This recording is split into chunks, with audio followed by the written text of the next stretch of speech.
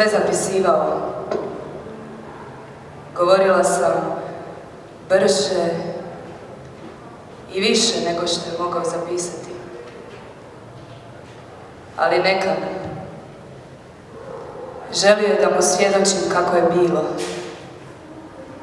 Želio je moja sjećanja. Just hold me tight and tell me you miss me while I'm alone and blue as can be. Dream a little dream of me. U noći koja se spušta nad svijest, istinito postaje neistinito, stvarno postaje nestvarno. Slike onoga što je sada pretapaju se za slikama onoga što je bilo prije, sad. Gdje smo? Ne znam. Gdje sam? Na to ćeš nam sama morati odgovoriti. Jesmo li na nebu? Nismo. Gdje smo onda? To nitko ne zna. Ljubav. Nema je. Gdje je radost? Ovdje je nema. Što još onda ovdje radimo?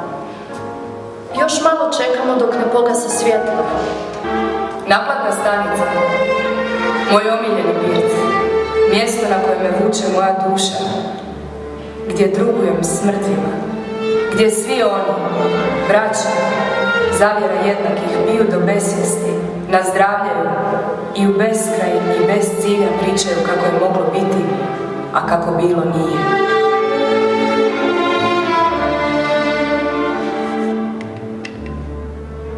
Naplatna stanica nikad nije prazna.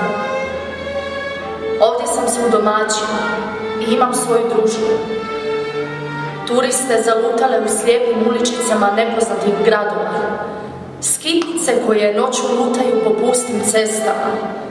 Nomade iz bustara što druguju s vjetrom i presreću hodočasnike. Sve stare pijandure, varalice na kartama, lopove i preljubnike koji su napustili svoje obitelji. Sanjari koji i kad govore nikad se ne bude. Njihove pospane oči uvijek na isti način zure u uvijek istu mrtvu točku uspomene. Negdje unutra.